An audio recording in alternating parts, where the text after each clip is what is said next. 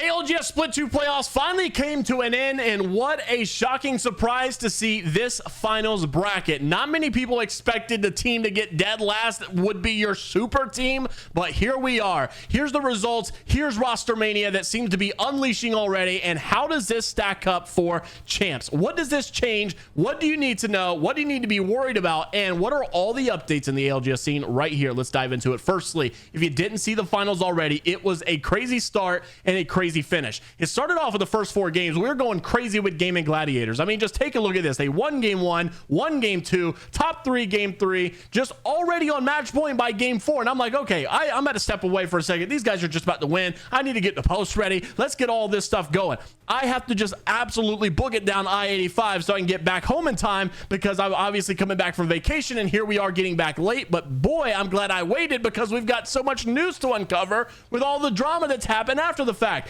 Gaming Gladiators did not go on to win. SSG went on to win. This was your quote super team that kind of got downgraded to not a super team. Everybody argued in the comments that they're not a super team. Then they finally win land. All of a sudden they are a super team again. The team that was a super team, dead freaking last, only 20 points. What in the world were Falcons doing? They were scrambling. Hal was having to IGL or something. They're changing everything. We can't get nothing going. Scraping for any little points they could get. And my gosh, was it a weird one to watch them struggle.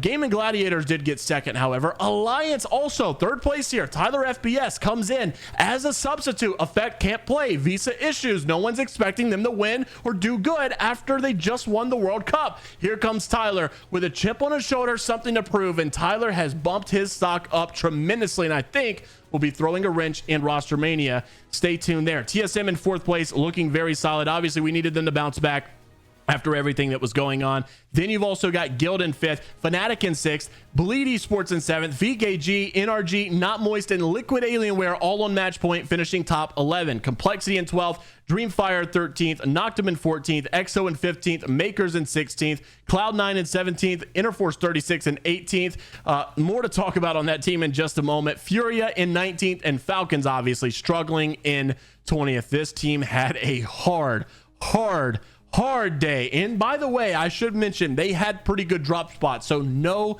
excuse in my opinion. Now, as we move on from these teams and how good they did, let's start talking about Rostermania. Zach Mazer comes out to say, here comes the Rostermania, and boy, was he telling the truth. It starts off with many people wondering, okay, what about Dom, the coach from NIP, possibly going to SSG now that he's won a LAN with SSG, right? He was playing with NIP, they didn't make LAN, so hey, I'm going to help SSG for this tournament, and all of a sudden they win LAN. What now? There's no way he doesn't go help SSG. There's no way Nasky comes out and he's just like, I might have to drop Don now, because this guy's just gonna be screaming at us during scrims like I'm a world champ, you know, like shut up. Obviously I'm the boss, I'm the big head honcho here, you can't tell me what to do. Then you've also got APAC South, Legends Gaming come out, and I thought that this roster would not split up because this tournament was a joke. Visas come in last moment, it's all chalked, it feels weird, it just doesn't make sense. No, they did decide to split up. Unfortunately, Strafing Flame comes out to say the boys and I have mutually decided to part ways. I am now looking for a team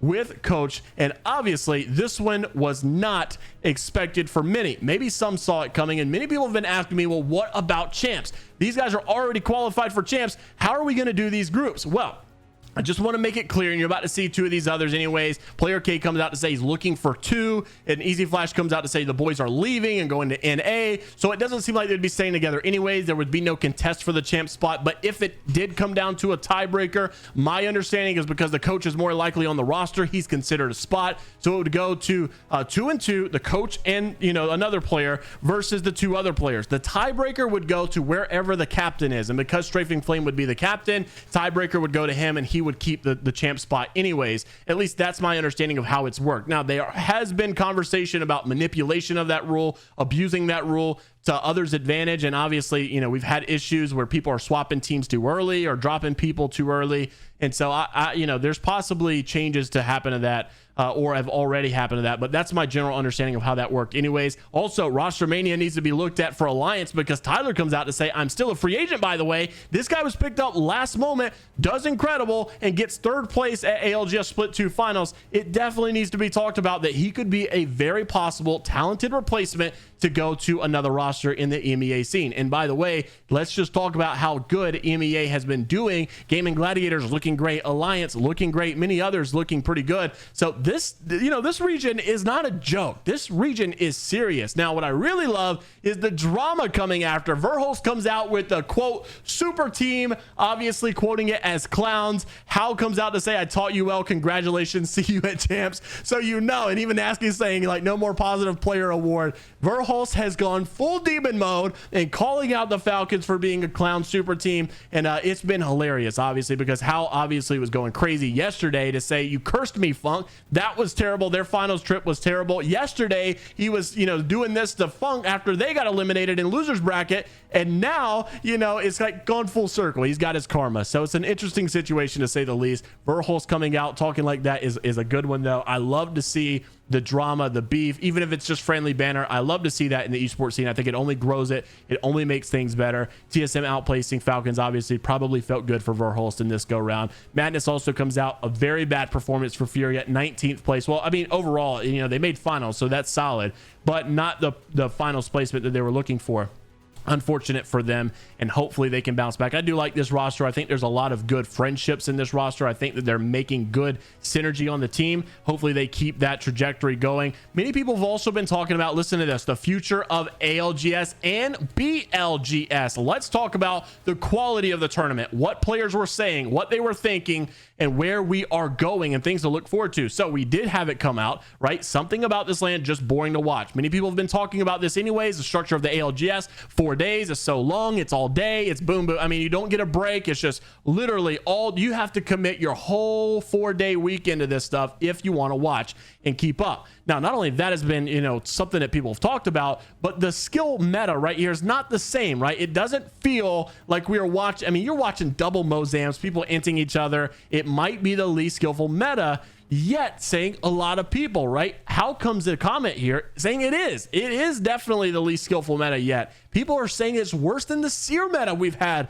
a while back. Crypto is worse than Seer is what they are saying, and it's weird hearing that, but it seems like that's the place we are at. Unfortunate, and hopefully the quality does get better. Many people are also wondering, well, what about some of the plays that we were seeing? Interforce 36 pulls off one of the craziest plays I think we have ever seen in possibly ALGS history, maybe the worst decision making of ALGS history. E36, worst play I've ever seen in my life, says Tech. Reps show, this is a real picture, by the way, no context. Reps just posted the picture. Look at this. They literally have height, right? They've got God spot, if you want to call it, right here. They have a team under them. Why in the world would they do this? I have no idea, but they jump and give up height to go jump on TSM, and no one was understanding. Even Baby Nikki, like, we got to know their thought process here, because what even was this? Now, someone did comment, Reps goes here to say, Korean here, this is someone on Reddit, Korean here, they only said, let's get this team behind the wall when jumping down after the fight. One of them said, I think we shouldn't have done that. And when SSG got the win, they said, it's over. We got 18th place. Nice. Probably said nice that they had, had to get 19th place or higher to be able to play in champs. So maybe they were thinking more on champs rather than the specific scenario of winning this game and taking it to a game 11 or whatever. But it looks like their goal is just to make champs instead of winning.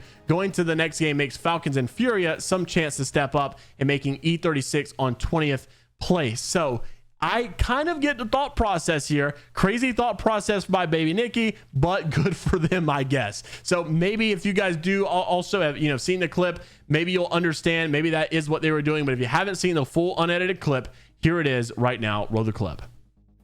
Can't quite finish, but the zone surely does the damage. Bleed Esports will die. They will fall out of this lobby and Alliance will live. And E36 have the crit. Oh! They're sending it onto TSM. TSM have to hold. Reps will go down. Verhulst down. Snap, it's all up to you. Can you clutch for TSM as a solo? Now, also for the future of ALGS, we've got some news. As anticipated, ALGS is going to champs in Japan. Now, we did hear a little bit of context here for the leaks that were going on over the last couple of months. It was Vegas, or it seemed that it was going to Vegas. It looked like it was going to be October, November area. Then they got the opportunity for Japan, which I think most people wanted anyways, and they thought Vegas was going to be a letdown. And they decided, okay, if we do Japan now, we're going to have to back it up to January. It's being backed up to January 29th through February the 2nd. And so people have got a lot of time to do roster changes, a lot of time to, get locked in with their new rosters, a lot of time to get visas figured out. Everything has got plenty of time now. On the flip side, it might get a little dry. It might get a little boring. How early are they going to start scrims? We really don't know. So I'm hoping that there's some more things to do during this offseason, because yes, there is a long wait ahead of us, unfortunately. Now, we do have got some things that hopefully are in the books for the future that I'm very excited for, and I'm not sure how it's all going to work out, but the BLGS, B Stream, just got bigger. Stay tuned for more info.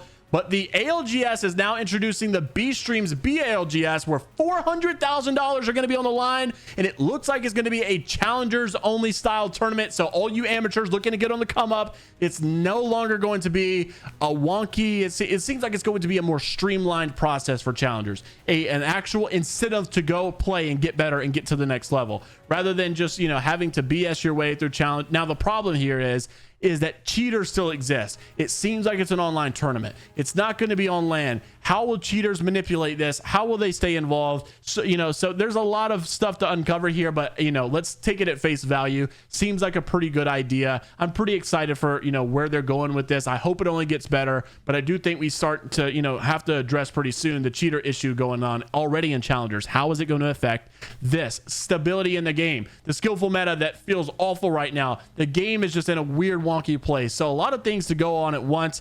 Now, on the flip side, coming at champs just literally in January, we do now have the groups here as well. All the groups A, B, C, and D will have 2 LCQ teams joining in on those.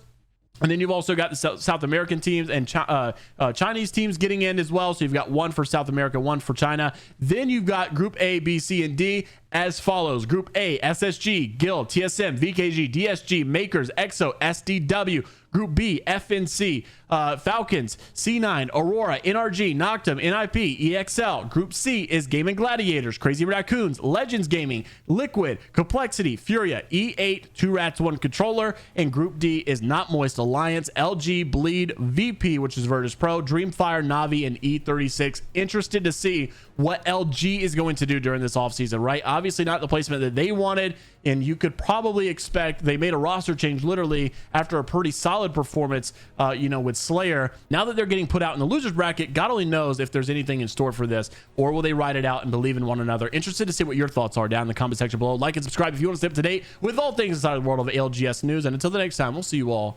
later, Gators.